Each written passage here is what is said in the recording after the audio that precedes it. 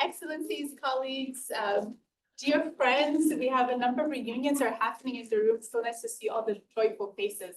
Thank you so much for joining us this afternoon.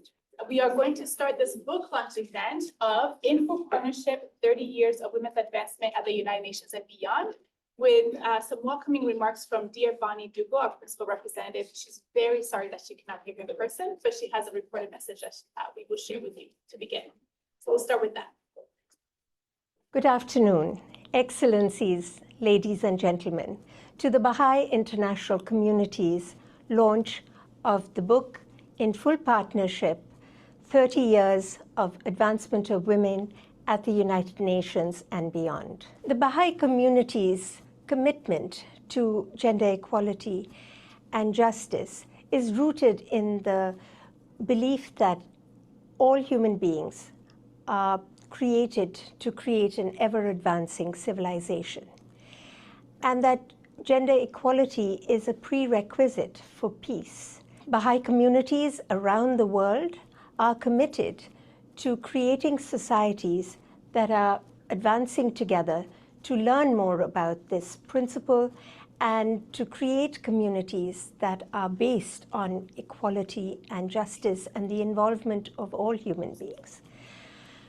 Our commitment to this issue goes back to the very inception of our faith. The Baha'i International Community invites all of you and others who read this book to embrace some of the principles and thoughts that have been shared in our statements over the years, so that we together can create an ever-advancing thought process for gender equality. I wish you a wonderful discussion and deliberations, and I believe they're being filmed, so I look forward to watching them later. Wonderful, wonderful. So I would now like to give the floor over to Her Excellency, Ms. Martha Chan, Ambassador of the Permanent Representative of the Mission of Costa Rica and incumbent Chair of the Commission on the Status of Women. Over to you, Ambassador. Thank you, colleagues and friends at the Baha'i International Community for this kind of invitation. And I congratulate you on the launch of Full Partnership, 30 years of advancement at the UN, of women's advancement at the UN and beyond. This is an incredible resource that I hope everybody gets to read. 30 years of advancement is something that we must celebrate. As the chair of the 70th Commission of the Status of Women, I welcome this moment of reflection and recommitment. We have indeed come far since the adoption of the Beijing Declaration and Platform for Action. Yet, let us be clear, our journeys towards gender equality, the empowerment of all women and girls, and the full enjoyment of their human rights and fundamental freedoms is unfinished, and the stakes remain high. We know that more women and girls continue to live in extreme poverty. They are disproportionately at risk in conflict situations. They are the most food insecure, and they are subject to all forms of violence in peacetime and in war. These are not natural outcomes. They are the result of choices. We know that investing in women and girls has the potential of transforming lives, stabilizing communities, and renewing economies. Gender equality is not a cost. It is the most strategic investment we can make. Friends, colleagues, the question before us is no longer why we should act. It's no longer what we should do. The real question is, will we choose to lead and build a future for all? Because the future is never predetermined. It is made by choice, budget by budget, law by law. It is made by leadership and partnership, even and especially in times of crisis. History has consistently taught us a profound truth. Scarce resources are no excuse for inaction. Crises do not justify delay.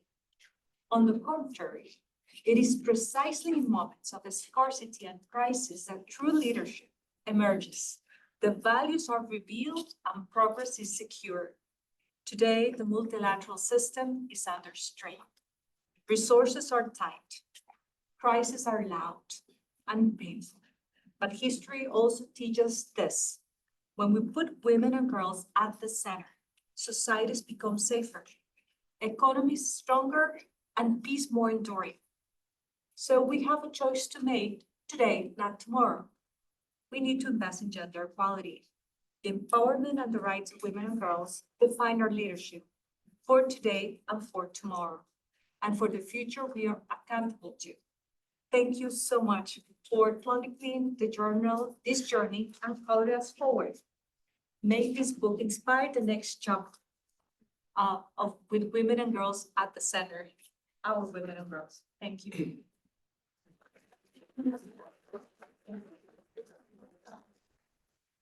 Thank you so much, Ambassador, for joining us with those encouraging words. Indeed, I hope that this is the start of a new chapter for those for coming into this space and those of us who have been in the space for some time. So next, we'll just do a brief presentation of the book before we go into our panel discussion. And I thought I'll share with you about why we did this. So as I think many of us are waiting for the General Assembly to come next week. Actually, I'm so grateful that you chose to spend this Monday with us. I know all of us are very busy getting ready for the GA. But we have, I think all of us been thinking about this anniversary for some time now. And, you know, the 30 years since 1995, every time I wasn't there when the conference happened, I was free. But every time I speak to those who were present, there's this like wonder on people's faces when they talk about 1995 because of the momentous moment that was, the words that were written by Dear Charlotte, women's rights are human rights, made famous at that conference, of course. I think all of us remember that. And I think to appropriately mark this moment, we were thinking, what is it that we can do? And we were reflecting that actually the Baha'i international community, in addition to the experiences that are being gained on in various communities around the world, but the BIC here at the UN, we have been writing a lot. And so we thought, what would it look like to reflect on all the things that we have written, to put them in one place as a way as to honor appropriately this occasion. And so the book itself looks at different aspects of Beijing and also the contributions that we have made. First, we were thinking about the historic nature of this moment and also reflecting on our own involvement with the United Nations itself, actually. The Baha'is have been involved with the UN ever since the inception of this institution, which is celebrating 80 years this year. We were thinking about what is the experience that has been cultivated and what are the humble things that we can offer? I think everybody's trying to make their own contribution. So we wanted to think about, you know, what is it that the Baha'is are learning? And I think based on that, there are some things that have emerged. One is that we are all trying to approach this from a posture of learning. And that learning is systematic in nature as well as scientific.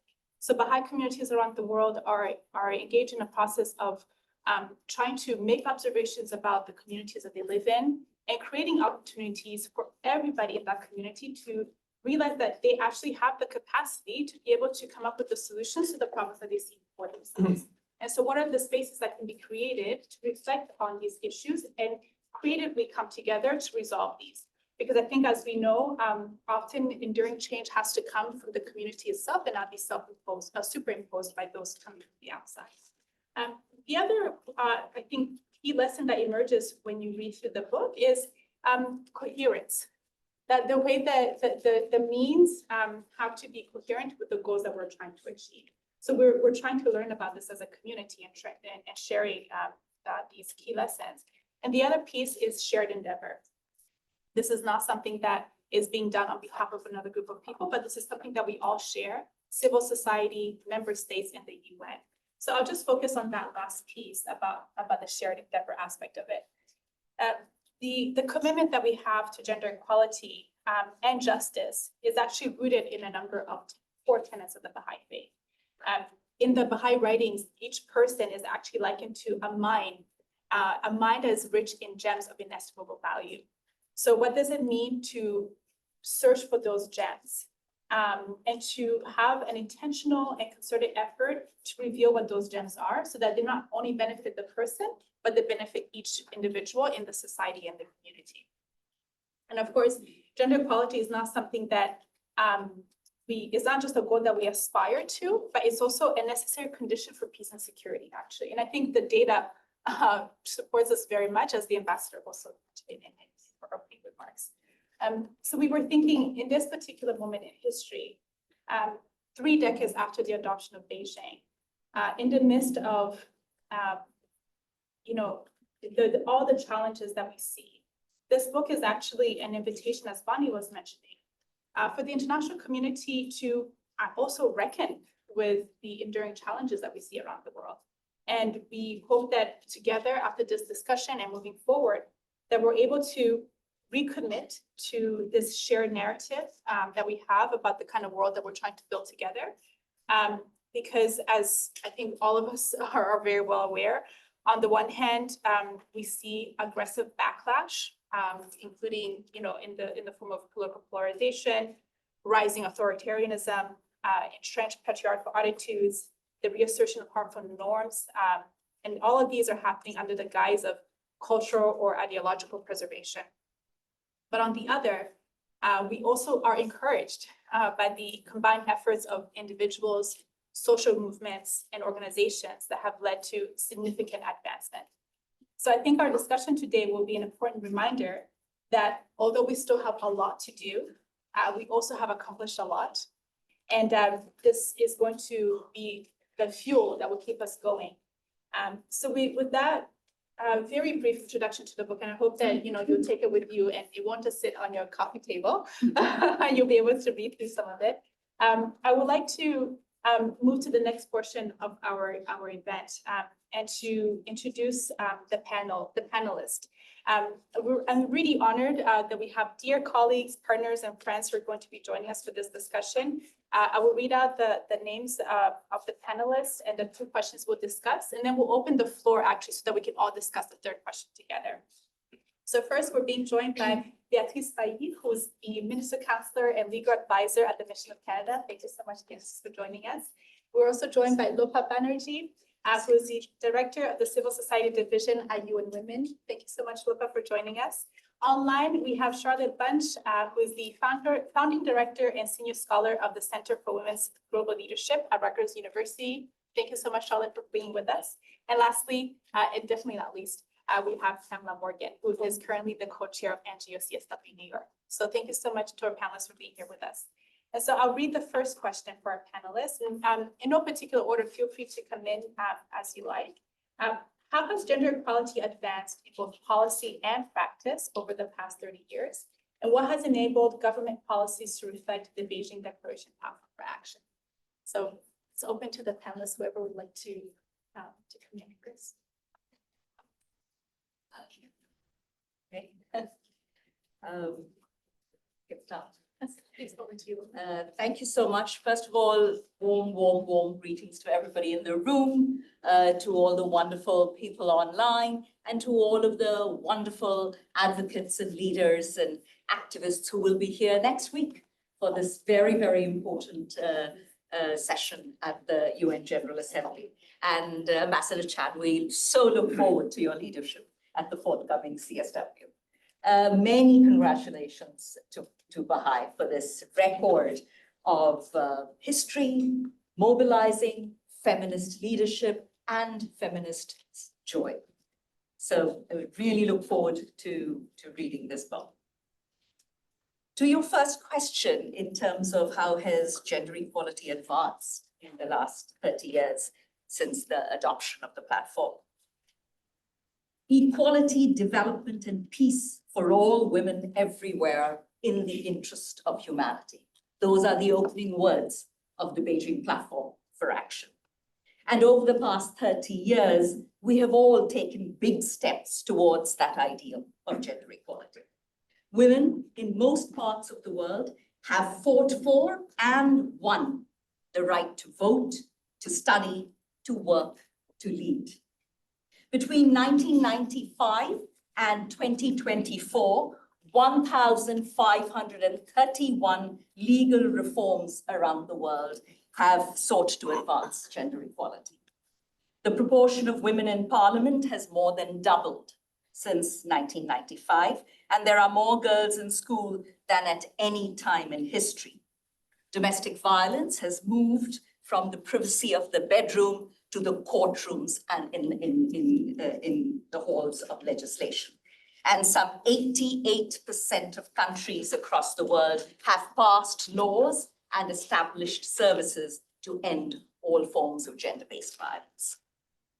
Most countries have banned discrimination in employment, and more countries than ever are considering the impact of environmental degradation on women and girls and reflecting gender equality plans for climate action, recognizing women's role in environmental stewardship. So the world today is more equal for women and girls than ever before. And this has not happened by accident.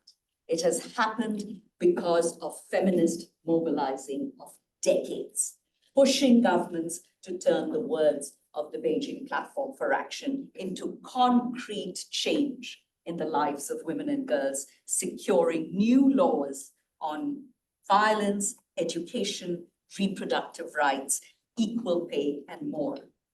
And transnational solidarity and accountability have helped governments to learn from each other. And multilateralism has advanced, building on the Beijing Platform for Action through global frameworks like the Sustainable Development Goals. Through these years, we know that boundaries have been pushed and progress has happened whenever governments have acted and movements have mobilized together. Together, these advances have taken place. So I will come back on your next question later. Thank you so much. I think it's always really important, especially at the UN, to remember how far we have come, because I think we often forget when we're so involved with the day-to-day operations of what we're doing. I don't know if any of the other panelists would like to come in on the first question. Yeah, thank you so much. And thank you so much for welcoming me here today. And thanks to our colleagues, Dr. Chen and many others around the table. Like you, I feel inspired to be here, and I really wanted to be here because it is an important time. And I've been looking through the pictures with quite interest on the publication. But when I thought about this question, I really, as a lawyer, maybe I went back and looked at what the declaration was actually saying. And I really was inspired by really the beginning words: determined to advance the goals of equality, development, and peace for all women everywhere in the interest of all humanity. Acknowledging the voices of all women everywhere and taking note of the diversity of women and their role and circumstances, honoring the women who paved the way and inspired by the hope present in the world's youth. I was at the table last week at an event about girls, and I was, an incredible woman was sitting next to me, and she talked about her fight and her resilience. And I knew at that moment we would bond because she has indeed paved the way. But as we're looking forward, I'm also, 30 years ago, we also, and adopted Canada and others leading the International Day of the Girls. So we've been very much and more mindful in the voices of young women. But you did say shared endeavor, right? And as I was looking through the pages of the book, I saw that, you will know, I had facilitated the agreed conclusion on the role of men and boys for the CSW at the time. It was very inspiring to see the statement that you had given at the time. But it is important to remember that this is a partnership, that we will get to this goal of gender equality if we remain on the path together, all together for the good of humanity. And while much work remains, I do believe, and there is backlash, I am encouraged. I am encouraged when I see young men stand up for women. When I'm at the dinner table and my boys are telling me that this was not right. And I'm like, yes, it wasn't. And there is this moment where we can be partners together and pave the way forward. So that's where the hope, I think, is. Thank you so much, Gail, Casey, for sharing. And I think often we see like the personal and the professional come together. It's beautiful. Emily, did you want to connect? Yes, thank Yeah. you, Lily. And this is quite personal. I represent Zonta International at the United Nations, and in that capacity, I serve as co-chair for NGOCSW. So my president, Salah Tournaman, joins me in extending my deepest congratulations to you. And before I address the question, I just want to say that I believe that this comprehensive group of statements covering such a wide range of topics, including the role of men in wars, should be required reading for all NGO representatives coming to the UN, because it's actually like a love letter to humanity. When I first looked at it, that's what I thought. And I thought that the title was so fitting because progress in advancing women's rights has always been achieved in full participation. And we know, as Lopa eloquently said, Lopa is one of my sheroes, that over the past 3 decades, gender equality has advanced significantly in both policy and practice, but we do know that there's still a lot of work to do. And in these turbulent times, I heard such a wonderful quote this morning from Lopa, and I don't want to mess it up, but it's the churning ocean produces new earth. And I think that that's what we're looking at when we look at the work that's been done by the Baha'i community and what we all endeavor to achieve collectively. Thank you so much, Pamela. Thank you. I love that. And a love letter. That's that's wonderful. So we'll go over to you, Charlotte, please, on the first question. Great. Yes, thank you. I'd like to jump in here because, first of all, I apologize for not being there in person. And I feel the memory of all the meetings for Beijing and for the GEAR campaign that we held in the Baha'i offices. So I thank you again, Baha'i and Lillian and Bonnie, for hosting this conversation. I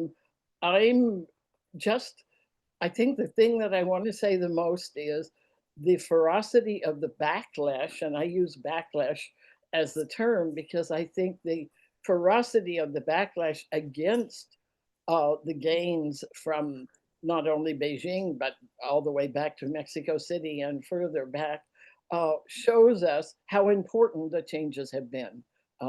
There's no question in my mind that you don't have the kind of backlash we see in the US or in Hungary where they banned gender studies, or in Russia where certain words are not allowed to be spoken anymore, et cetera, et cetera.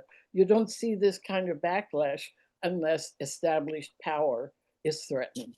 And I think that's what the Beijing platform, as a part of a incredible movement over the past 50 years for gender equality and women's human rights, has achieved. We've actually knocked at the door of power, and to some degree, some governments have been great champions for that, and others have reacted against it. But you don't get backlash without change.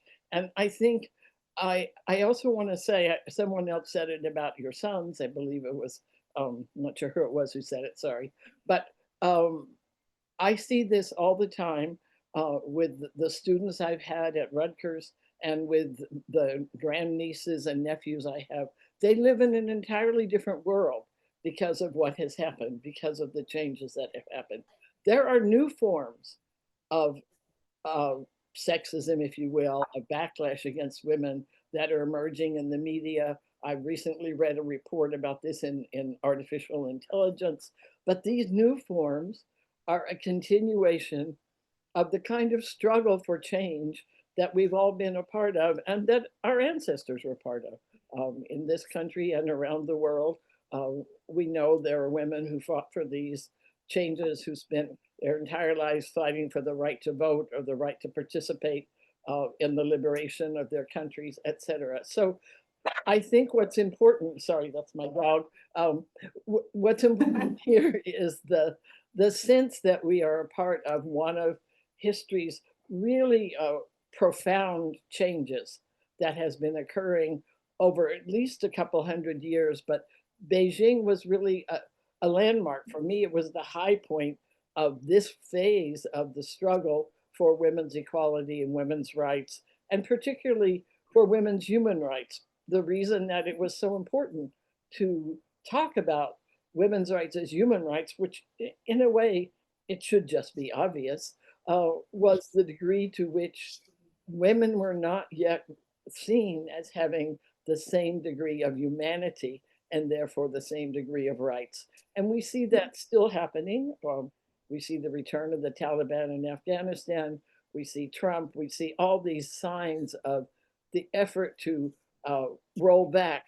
But I don't believe these changes can be rolled back. I think they can be delayed.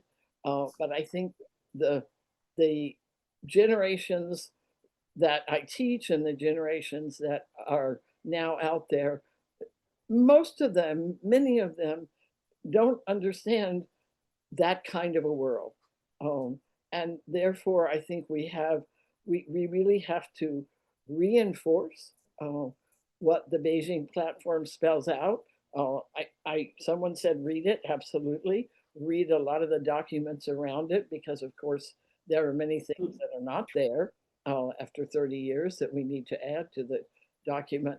But it does show that people, women and many men who joined us, can speak for a different kind of world, a world of real respect for human rights, for justice, for humanity. And Baha'i has been such an important force for bringing us together.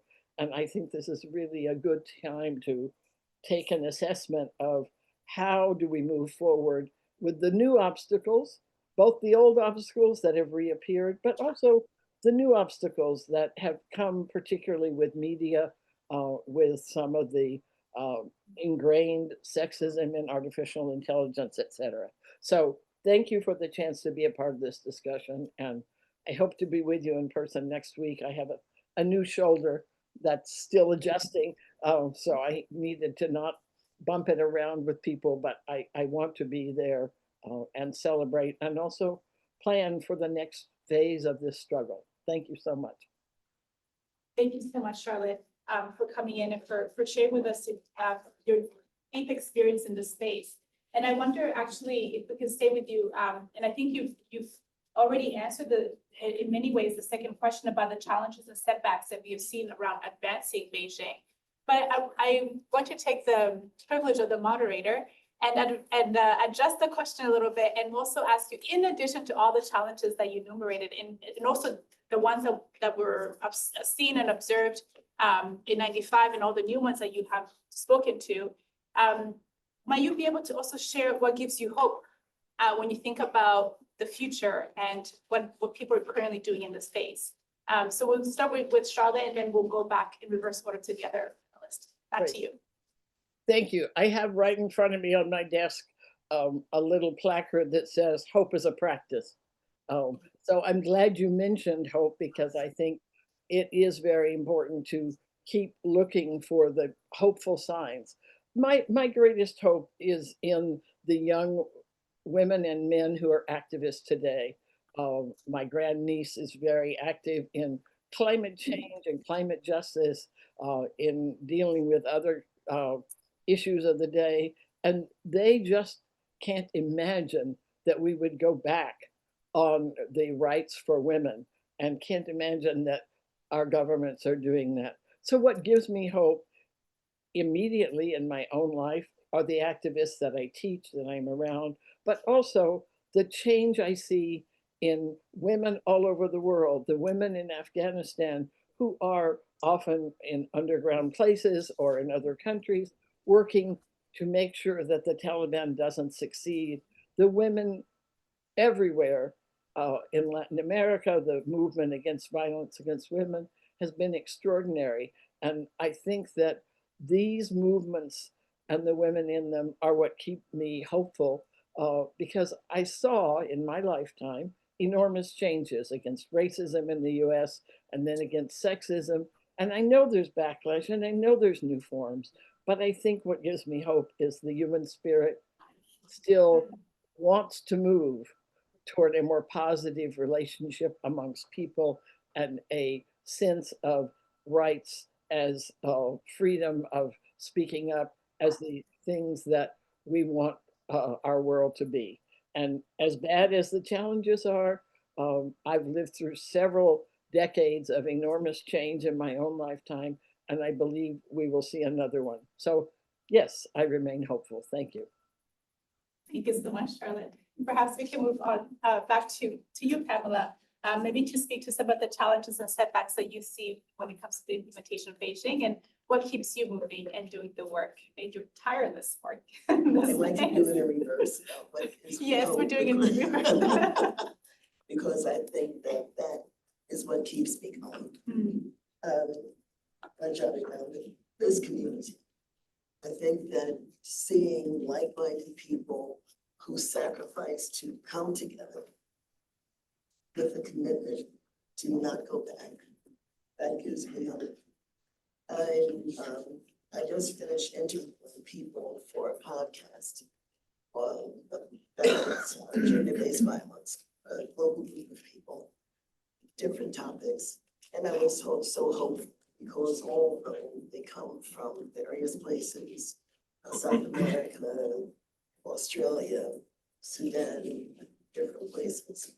I see, in spite of overwhelming odds, I see people who have a resolve not to submit, but to resist. And that makes me so, it gives me tremendous hope. I'm a child of the 60s. And for those of you who knew the 60s in the United States, you know, it was a time of great struggle for Black people particularly. And I get the same kind of feeling now as I got when people would sing "We Shall Overcome" or any of those rallying songs. So my hope is with the people. I also have hope for my grandchildren. I have 5 grandchildren. Everyone who knows me knows I have 5 grandchildren, 2 boys and 3 girls. And they have a resolve about feminism and fairness and justice. And my son is 52 and he is a feminist. And the things that he does to make sure that there is fairness and justice really amaze me. And then just the resolve that I see every day, that I hear in meetings that Lola convenes, and I look at Susan and so many of you here who have the resolve to resist. And I think that more than anything, that is my spirit, is who I am. And I'm not going to give that up, regardless to who is in office. We are going to prevail, and that's my hope. Thank you so much. So thank you so much. In terms of challenge, I find that one of the challenges when we create new spaces, we seem to have not always learned. So now we have new spaces online, new spaces with artificial intelligence, new spaces through social media, and we are very much struggling again with the same challenges. And so I would hope that we would learn to grow faster in those spaces where gender equality could be there earlier and from the get-go. And so that backlash would not be felt as strongly. But in terms of hope, one thing I've observed is also the capacity of advocates to, across different movements, to come together. Mm. So in Canada, for example, Indigenous women were very much within their Indigenous community and voices. And the feminist movement was very much in a separate movement. And what I've seen over the last 30 years is those two movements come together.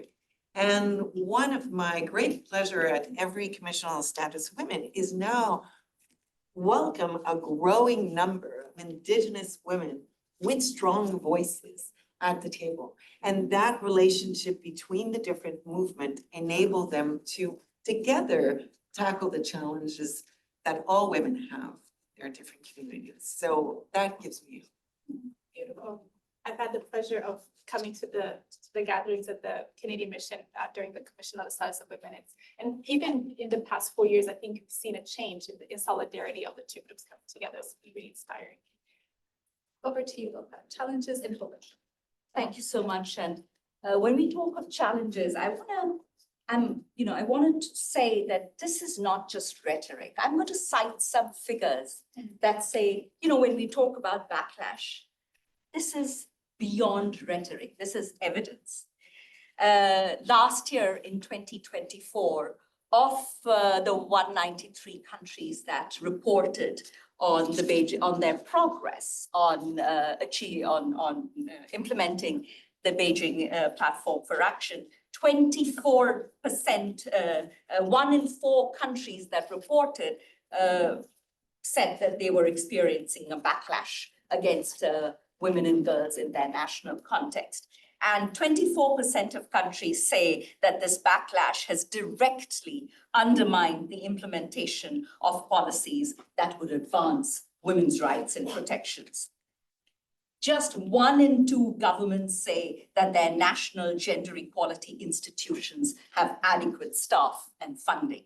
Only 1 in 4 countries track how much they are spending on gender equality. We live in a world today in 2025 that spends 2.7 trillion a year on weapons and comes up $420 billion short on gender equality. And so what I want to say is that these outcomes are not inevitable. They are political. They are the result of disinvestment, institutional erosion, and systems that fund war while defunding equality. And therefore, that is also the hope that Charlotte spoke about, because hope is a political choice. And in this same world, we know that when governments act, when movements mobilize, when systems place women and girls at the center, progress is real. In just the last 5 years, just as we are seeing these horrific statistics, in the same period of time, in the last 5 years, 99 new and reformed laws across the world tore down discrimination and advanced women's rights. Rates of intimate partner violence are 2.5 times lower in countries with comprehensive measures on violence. We saw member states reach a set of really progressive agreed conclusions in the last concluded CSW at a time when that was deeply required and seriously contested. We also saw how member states steadfastly mobilized to achieve and sign on to the Pact for the Future, a commitment to the same energies and for future generations. So what gives me hope? What do we look forward to? The future is not fixed. We can choose a world where millions of more women remain trapped in poverty and sidelined from power and exposed to violence, or we can choose a world where women's rights are delivered at scale and the returns are shared by all. And all of us here all of us on the screen, all of us who will gather next week, believe and are gathering and know that gender equality is not an ideology. It is a unifying force for peace, development, and human rights, and its absence is the fault line running through every crisis we face.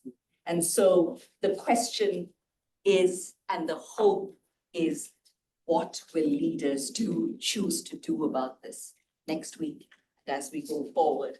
And as my last conclusion, this beautiful line in this book from your Baha'i holy light writings, be anxiously concerned with the needs of the age ye live in, and center your deliberations on its exigencies and requirements. And I will add to that, and act in partnership and collectively. Thank you, Lopa. Beautiful.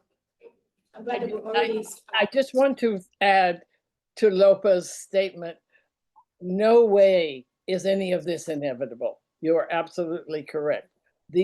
Hope is a choice, and political activism and work from governments to NGOs is a choice that we all must make. So I think one of the biggest obstacles that we have is people thinking it would just be inevitable, or that it doesn't matter what they do. So thank you, Lopa, for putting it very squarely. These are choices governments make, but women and men in civil society make these choices, and what kind of pressure we put on governments and how we relate to them. So thank you. Yes, for hope to happen, we have to have activists of every generation. And somebody else mentioned working together. I think the intersection of different movements for change today makes it much more possible for these goals to be achieved, because people are working together across lines that were also often competitive or not seen. Indigenous people working against racism, working against various other problems we have today. Absolutely. Thank you both for adding those dimensions. Hope is based on the reality of people doing these things, not on just some inevitability. Thank you. Thank you so much, Charlene. Thank you, Lopa. And now I would like to open the floor to all of you who are here to engage in a conversation based on the third question that we have here for discussion. What opportunities do you see for gender equality in both policy and practice going forward? How can such opportunities take shape at the individual, community, and institutional levels, whether locally, regionally, or internationally? So it'd be wonderful to hear.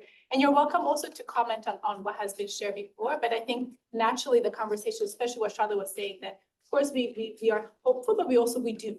And so we want to learn from what practices that you are engaged in and how we can move forward. So it'd be lovely to hear from the floor and from your reflections. Wonderful. So maybe we can have these two reflections here and move to the two reflections on the table, please. Yes. Yeah. Thank you very much. My name is Beth Dagan, and I am representing an NGO called Women for North Carolina. For past 16 years, we have been working on empowering young students and younger generation by helping them with the mentorship program and by bringing them to the CSW to learn from all the NGOs and this global education to take it back to the local community. I think I have been going to CSW for 30 years, and I know it is essential that we see more younger generation in our movement, and all of us need to open the door for younger generation by providing and creating attractive programs so young people can become engaged with that program. We have extended our program to high schools, to young professionals, but I am just saying that this is working, and I am suggesting that you consider to have more young people in your organization. And at the same time, I would like to echo the voice and leadership of Iranian women, that since 2022, they have been leading the major uprising inside Iran to establish peace and democracy. And they have become like a model for the world that how women can lead a country which there is not any separation of church and state. They don't have freedom. And although to echo their voices, next Tuesday in front of the General Assembly, we will have a major rally to commemorate the Women Life Freedom Uprising in Iran. Thousands of Iranians will gather here. I would like to invite all of you to join this movement. Thank you. Here's the, thank And you. this is the flyer. Thank you so much. Over to you, Ambassador. Thank you. Thank you very much. It is a great pleasure for me to join all of you here. And Baha'i conference room is a very familiar place for me. I have been here many times.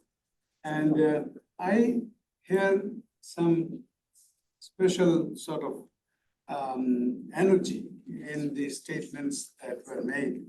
And I would like to highlight a few of them, just with one or two sentences, not a long statement. Firstly, I think the biggest recognition of progress in the Beijing Platform for Action implementation is the currency, space, and the energy that the word feminism has brought in. I think it is a wonderful opportunity for us to reassert that. And I believe more and more men, I find, are supporting this policy. I am a proud feminist. I believe it is not only a slogan, but it is a smart policy. It's an inclusive policy, and it gives us more energy to do things right. So that is, feminism is, I believe, that it is now finding place in many national politics in a big way. Second point that I find that Ambassador Chan had mentioned and others have mentioned also about the connection of women and peace and security. And that I believe that you recall that 25 years ago, Security Council adopted the resolution 1325. And that is titled Women and Peace and Security. And first time recognizing the need for equal participation of women at all decision-making levels. So that I believe is also because I was campaigning after Beijing to bring in, Beijing was the first women's conference which brought out peace and security and women's role in a big way. So we were trying, but then opportunity came for me to be the president of the council in March 2000, when I had the honor of initiating the resolution 1325. So that must be again. And then third point that I wanted to mention is girl child.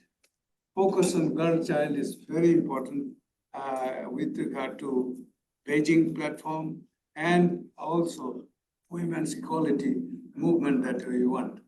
That is very, very strong. And now it should be built in the national policies also. And the Beijing national plans that are being talked about should emphasize girl child in a big way.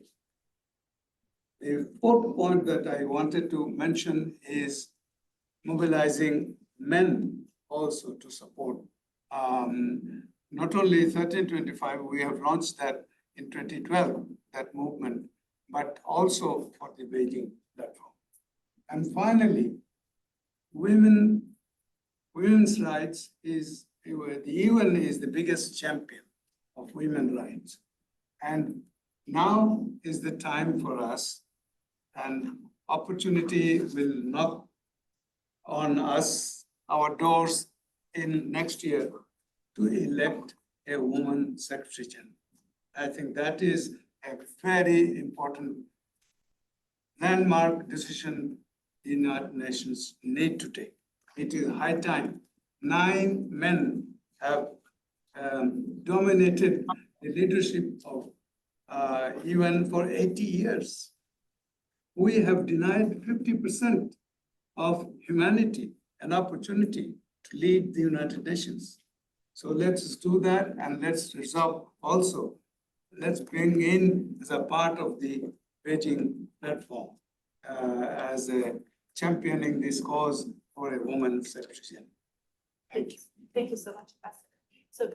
So before I go to the hands at the end of the table, I want to encourage the friends online, colleagues online, please feel free to use the raise hand function so that I can call on you as well. It would be lovely to have a back and forth between those who are here in person and those who are online. So I'll go over to Julia and then Dan. Okay, yeah, hello, good afternoon, everyone. My name is Inday Sajor, and I'm really happy for, this gathering, and I think it's very important. But I would just like to establish the fact that we have to look at the continuum of this activism that leads towards Beijing here, the 30th anniversary. Because as many of you know, and I know Charlotte was with me from the beginning, women have actually established the framework within the United Nations. All the normative framework that has been codified within the UN was because of the women's movement behind it. It was the women who are picketing, it was the women who are marching all over the world, demanding the issue. So when we look at the continuum of what we have established, and Global referred to this history, is that in Vienna, we got women's rights as human rights. As Charlotte Banks was saying, in Cairo, we codified women's reproductive health and rights as a human rights issue. When we went to Copenhagen on social development, we challenged the government on the feminization of poverty and demanded equal development. And by the time we reached Beijing, this framework has already been codified into the oldest world conferences that we have established leading to Beijing. So the movement continued, it was, all over, women from Africa brought out the issue of HIV/AIDS. We from Asia, we brought the issue of sexual slavery and war crimes against women. Our sisters in Latin America brought out the issue of femicide, and violence against women. And in all this process, the codification within the United Nations towards the establishment of women, peace, and security by 2000 was really a momentum and a movement that was really led. And of course, the advancement of women was, and the Commission on the Status of Women played a very key role of that. And we challenged the government, we worked with the government, and we shamed the government. We did all that in one blow because that was the only way how we can codify all of this. And Charlotte was saying, yes, there is hope. The backlash is bigger now than we've ever seen before, but it is there. We have codified it. We just need to push it back and really continue to fight for it. And we should recognize that behind all this is a women's movement in all the countries that pushed their government, that came to New York, and was really paid a price for all this codification within the United Nations. But we also need to challenge and I think rethink, because we cannot just keep on talking about gender equality without politicizing it. Because if we don't politicize gender equality, we are looking at only ourselves and our rights when we have to look at beyond that, because it's always have been collective. And why, when we brought out this issue in Vienna, Cairo, Copenhagen, and Beijing, and eventually Rome, we codified the sexual slavery, rape as crime against humanity in Rome. And that was all led by the women's movement. So I think it's very important at this point in time, in all the backlash, we were waiting for the backlash. We knew it would. I mean, when we were in Beijing, we knew we codified it. The platform for action was our manifesto, and it should be still considered a manifesto today, but we evolved it for the better So I think where we are now and the challenges we have is surmountable. It's harder. It was harder. It was easier for us then, but it's harder now. But I think we're consoled by the fact it's codified within the UN system. Women move it, and it's up to us how to preserve it. Yeah, well, thank you. Thank you so much, Jai. It's really important to recognize the history and where we have come from. Yeah, and also I think there's one more word about this, is that the government did join us. You know, that it was not as if the government were all our enemies. I mean, really joined us. A number of the government joined us and said, yes. A lot of conservative governments did not join us, but we persuaded some of them. So it was really a lot of lobbying that allowed us to pursue that this is so important. You know, we made it personal. We made it personal. It was not just about the manifesto we have written. We challenged the government to make it personal. And so therefore, those policies became possible because of the fact that we had to hold each other's hand and say, you know, we have to do this together. And so much as we all want to overthrow our governments all the time, they are also our friends in the sense that it is really important for us to acknowledge that they are in power and they have the system. And so therefore, let's work hand in hand with them because it's the way to go. And I hope, as Lopa was saying, the General Assembly next week will open it and make it personal for us women. Thank you. Thank you. Over to you, Julie. Hi, I'm Julia Berger, and it's really so inspiring to be in a room with so many people who've played such a direct role in these last 30 years. So there's just so much to absorb, the concerns and the fears that we have, but as well as the hope and understanding how far we have come in the last 30 years. I teach in the Department of Religion at Montclair State University, and I'm also a mom of 19-year-old twin girls. So I'm fortunate to spend a lot of time with young people and really trying to see the world through their eyes. And I think, as we all know, one of the great game changers that is coming into our world is AI. It's certainly very much in the world of young people. I was just told yesterday by an 8th grader, and I wrote this down, that the government of Albania has just appointed its first virtual AI cabinet minister. This came from an 8th grader. The cabinet minister, the avatar, she's represented by a young woman in traditional Albanian attire. So this was news from January, and just felt like I had to mention it came from an 8th grader. But I think the question I have is just understanding that the AI experts are projecting that by 2027, our world is going to look nothing like the way it looks now, because by then we will have this kind of saturation of AI into even more aspects of life.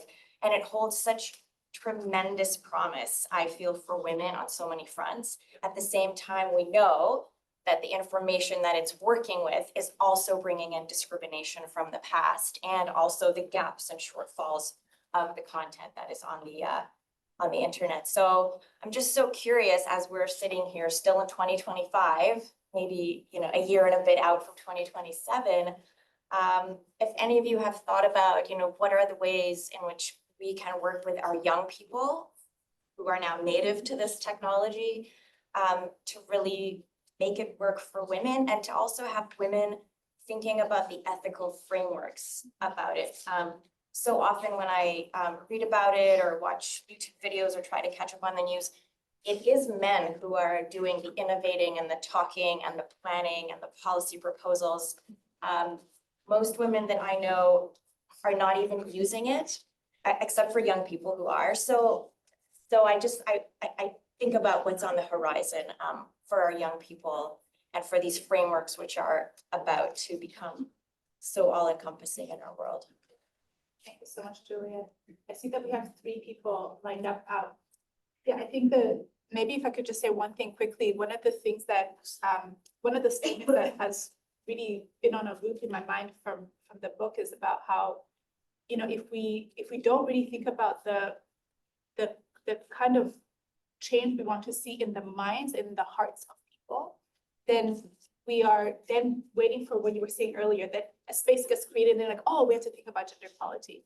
But if perhaps we need to work in the reverse order, that we, especially with younger generations, that we train the kinds of people that we hope to see in the world who are just imbued with a sense of justice, and that whichever space they go into, whether it's virtual or in person, we're not going to question whether or not they're thinking about the rights of others, because we have already trained as individuals to behave as such. And so what is required around that? I see that Lopa wants to jump. Sorry, I've disrupted the whole order, but maybe we can have Lopa say something on this. I saw Betty's hand, and this wonderful lady at the table, and also Rosa. So please. No, I just wanted to sort of jump in to what Julia just said in terms of the digital space. I want to say that, when we're looking at if we look at, for example, some of the biggest legislative pushback is in the digital space. The newer forms of gender-based violence have this online, offline continuum. We have this whole new terminology of technology facilitated gender-based violence. So the digital sphere is where the next wars and battles will be fought for both rights and for regression. And at the same time, to your point as well, Julia, the most effective, not just mobilization, but the most effective mobilization in terms of digital activism is coming from young people.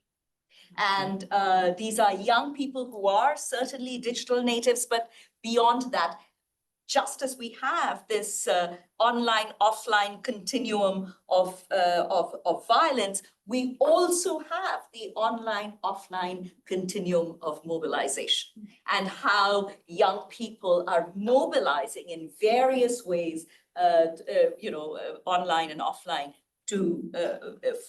on issues like climate justice, on issues of labor, and so on. So yes, it is both the theater of challenge, but also one of the most significant theaters for hope and action. I'm Betty Levy. I represent FEM, and I'm also the New York-based advisor to NGO CSW Latin American Campaign. I have a couple of different thoughts. I'm going away from the AI. I'm going back to the discussion before that. So Red 5 of CSW revitalization is again silence was broken, and we're back in bilaterals. I was supposed to finish by the end of July. Now they're saying for Monday, and we're really getting stuck, on a lot with civil society participation is some of the holdup. And so I'm ambassador. I'm directing this to you as chair of CSW now. Is part of it. One of the things that has been very successful in the past in commissions is when civil society is interspersed in the interactive dialogues with member states and UN agencies, not waiting till the end that nobody is in the room. So we hope you will follow on that. The other thing I'm directing to you, because I am also a member of NGO Committee on Aging and the Subcommittee on Older Women, that the proposal that El Salvador put into the MyPow, to consider having an interactive dialogue on older women in this coming CSW actually happens. While I support what everybody says about the younger women, older women are also really AI, fraudulent, financial aspects. There's a lot of violence against older women. The UN doesn't keep data on it. WHO has decided arbitrarily 70. So as an 80-year-old, I don't exist, I guess. So I think that, I'm looking to you for that, and to, all of us. And as we talk about gender equality, the backlash is not just in governments And I think we have to be very realistic about that. The anti-gender movement has really gotten a lot of legs. And while we talk about that we're coming together, we're also getting further apart. And, you know, just very recent, now this is a government example, but it's giving legs to the anti-gender is that the US called for the vote at the UN Women's Executive Committee. And their rationale for that was that if we talk about gender and not women and girls, we're harming women. So I think we really need to get back some of that energy that Charlotte, you know, was talking about and you were talking about, and come back and find ways how to counteract what's happening within women. We are our worst enemies right now. We have this major divide and we really need to figure out how to do that.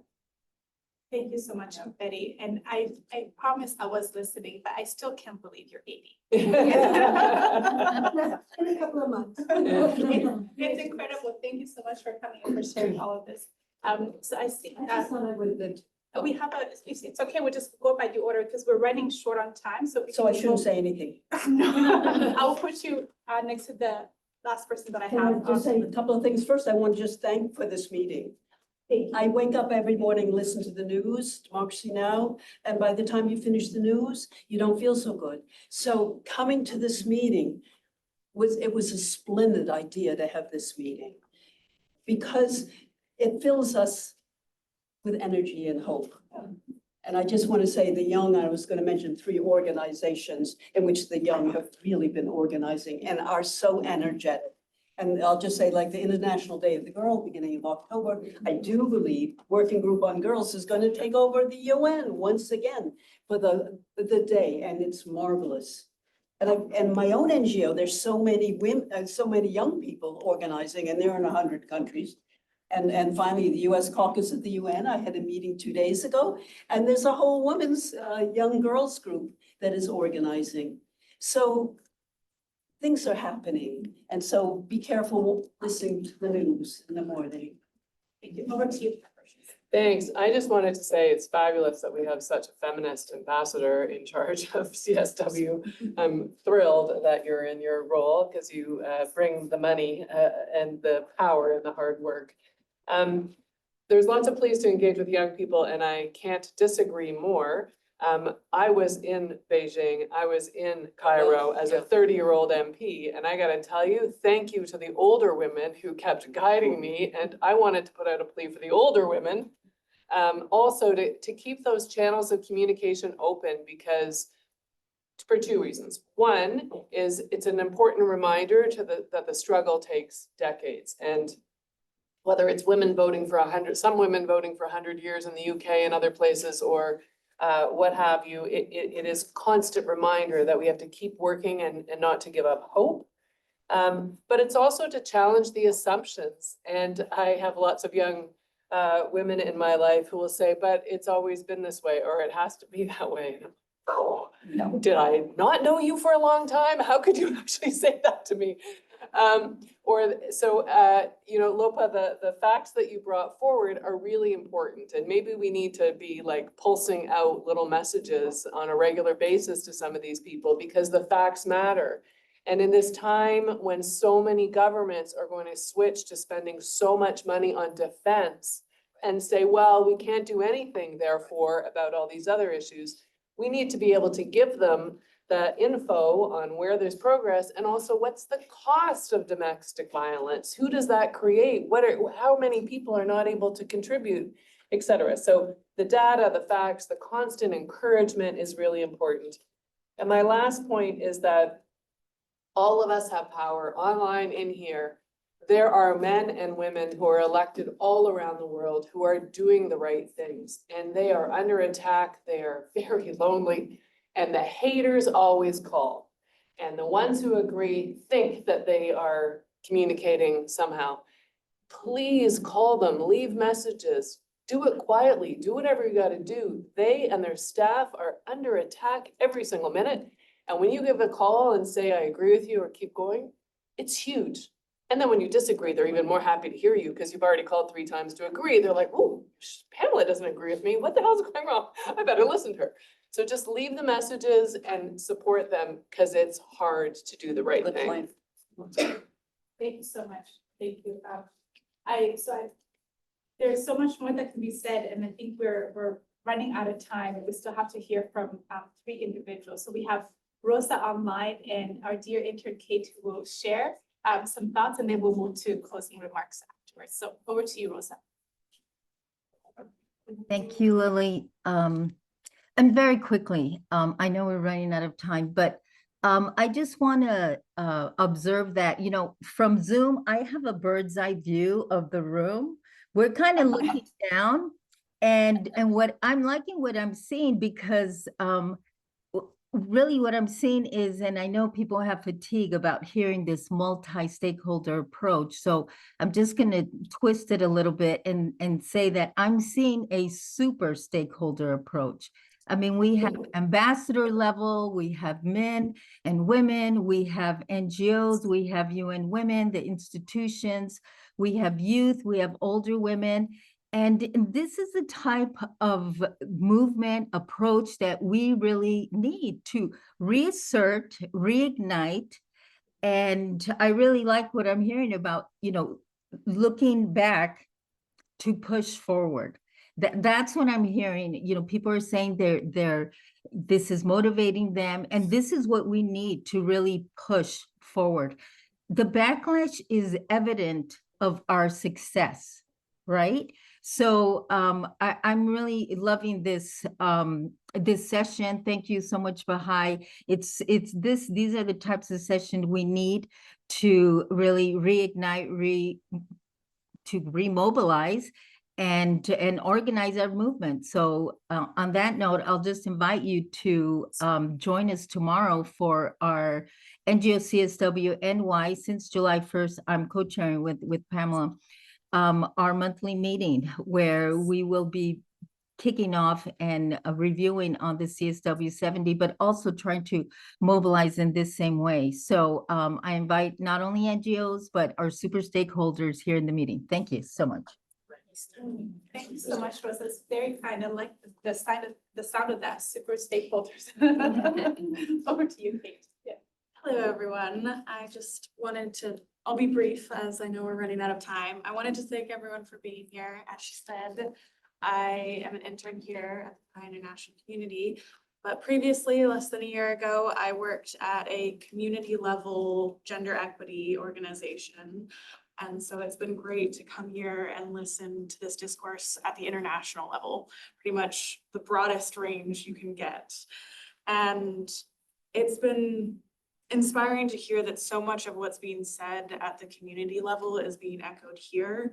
We had a huge focus on community and partnership at the community level. We worked with tons of other community organizations to achieve what we were pushing for. And so it's been great to see that that's something that is of priority here as well, partnership, full partnership. And so I wanted to say thank you to everyone. Yeah, it's been great. Thank you so much, Kate. I think often when people come to the office, I've actually been asked this question, like, where do you get your interns from?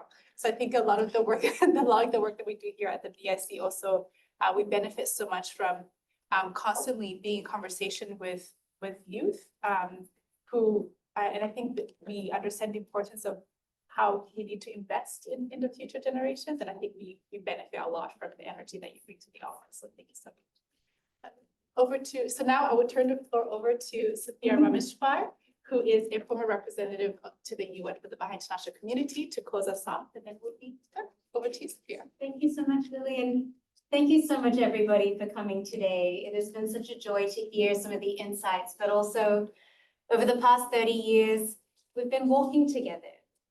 Our organizations, many of the individuals in this room, this has been a collaborative conversation and many long-standing friendships and insights that have come along this journey of the past 30 years. To close today, I wanted to just build on some of the aspects of the conversation that we've had together today. And as the ambassador of Costa Rica sort of mentioned and framed this as a moment for reflection and recommitment. That gender equality is actually a principle that's at the foundation of human progress. In any instance where any subgroup of a population is held back, it affects the advancement of civilization itself. And so we have, in the immediate term, so many atrocities, as was mentioned, so many challenges that women and girls face today. It's urgent, it's immediate, but I still think humanity is coming to terms with the depth of the implications of what this means for us for the long term and for where we're heading, as was so beautifully described, that the landscape is changing so rapidly. AI and the saturation of AI in the digital world is moving society in a particular direction very, very quickly. And so as we look to the long-term development of civilization, the principle of gender equality has an even greater depth and an even greater implication there. As we've moved over these past 30 years, as was so beautifully described, the world has witnessed instances of inspiring movement where, countless individuals, communities, movements have seen these advances in gender equality. But simultaneously, we're also figuring out this backlash, entrenched patriarchal attitudes, the reassertion of harmful norms.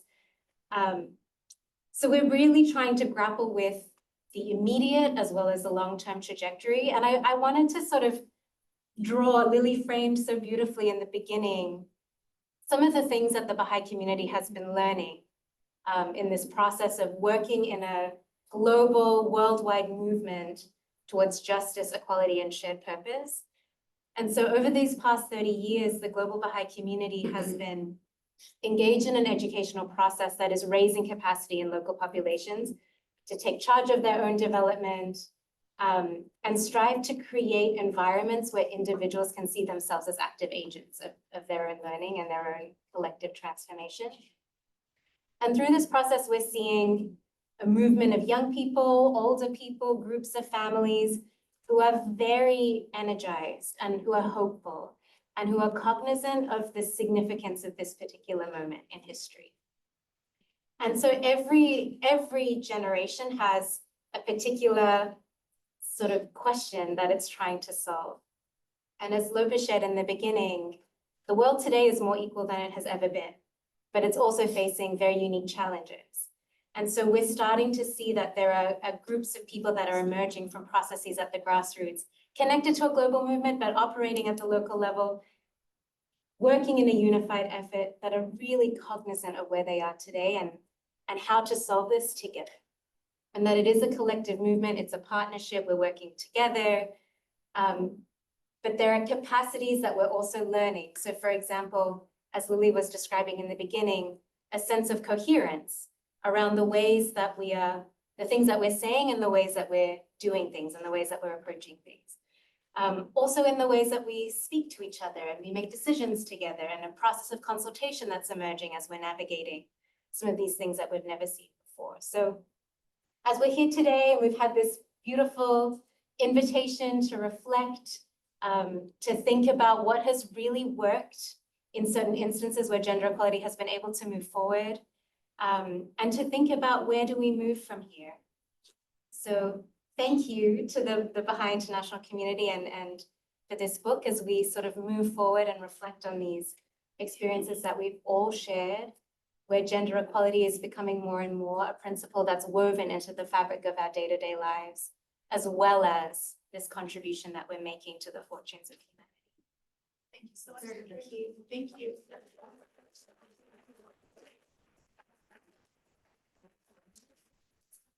I'll just briefly mention, of course, there are physical copies available if you would like to have one, and soft copies of the book will be made available for the friends who are online who are not able to come here in person. We'll make a soft copy available online. Everybody will have access. So thank you so much.